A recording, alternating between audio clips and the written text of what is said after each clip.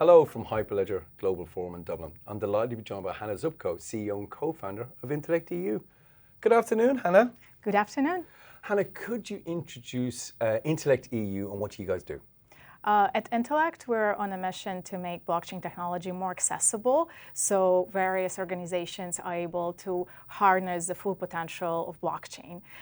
So throughout the years, we have learned that it's been quite a challenge to fully adopt and configure, and we shield organizations so they can go and revolutionize either financial services or healthcare or whatever other industries they are in. Our customers are able to focus really on their business case. Oh, super. Now we're going to talk about two things. We're going to talk about Katecoin at KBC Bank as a use case. But before we get into that, why is Hyperledger technology so important to a startup like Intellect EU as part of your technology stack?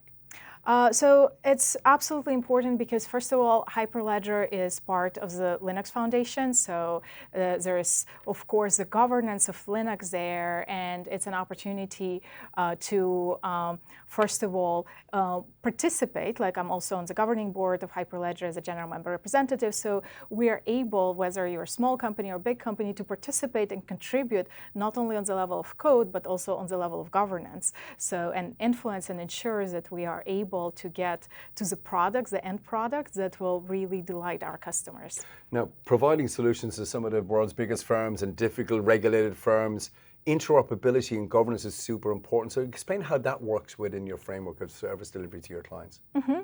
So, well, we have a set of tools that we've created, whether it's Catalyst blockchain platform or Catalyst integration solutions that allows to that interoperability, because with blockchain solution, it's only 5 to 10% is actually blockchain, and the rest is good old development. And for many organizations, they need to integrate with their back office, front office, various systems within the organization, ERP systems, for example. And so we need to bring various tools, like currently Hyperledger Cactus is the newest one, but of course we work with Fabric, we work with Besu, and essentially there is just variety of opportunities to bring interoperability now also into the projects that want to be, for instance, permissioned, but at the same time commit something to the public chain. So there's just various aspects of interoperability, and that's what I love about Hyperledger, that community is so diverse. We can really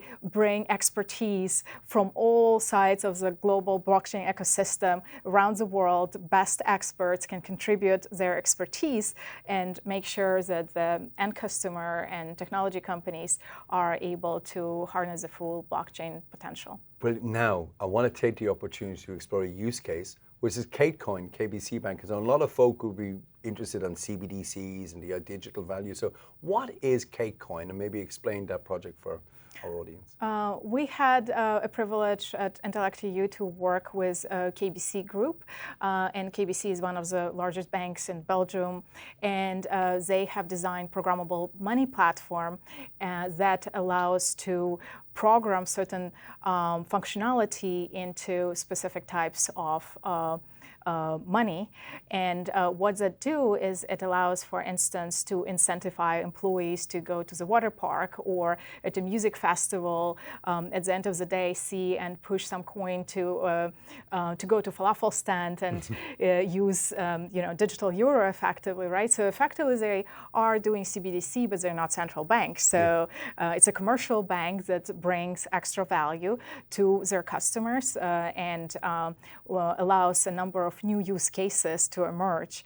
And I think Katecoin is brilliant, and currently they are also looking to further expand their reach with various integrations and various parties taking on nodes. So there's just a lot of opportunities to get involved and bring this up, brings this solution to the market, whether it's someone who needs to specifically spend, during pandemics, there's so many organizations that were compensating, for instance, to set up home office, right? So it's not the money that you can use on anything, but with Katecoin, you can actually program the limitations, whether it's meal vouchers or home office setup of spending money to specific causes.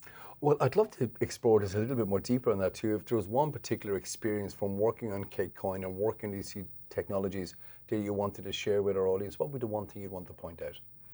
Is really the collaboration within Hyperledger community.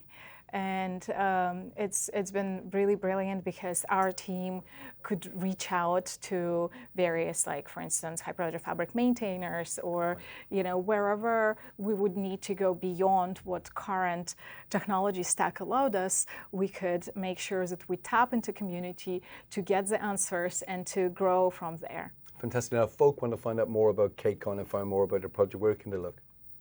They should look really at the website of KBC. So KBC has been very open about this project, very vocal, and also they can connect with Intellect.eu team just going to intellect.eu.com.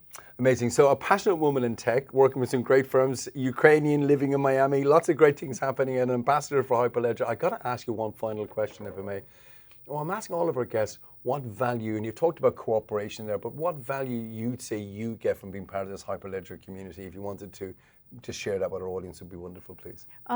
There's just so much value. That's, I mentioned diversity of community, right? Coming from both like Fabric, Ethereum, various sides of the ecosystem.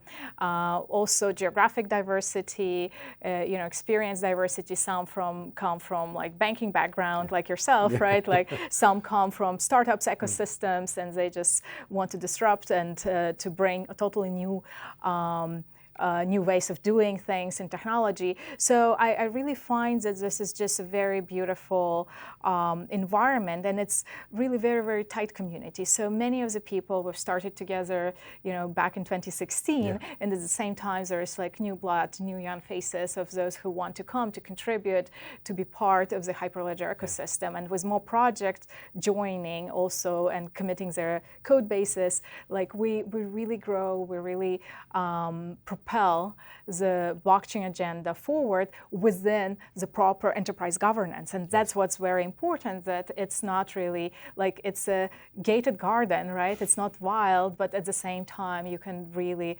nurture the right type of technologies that's suitable both from functional but also non-functional requirements to do and serve mission-critical systems, like being it systems of records that no longer need reconciliations, or currently there's a session on healthcare, right? And you need to take care that that data is very properly kept, and the same goes like for identity and you name it.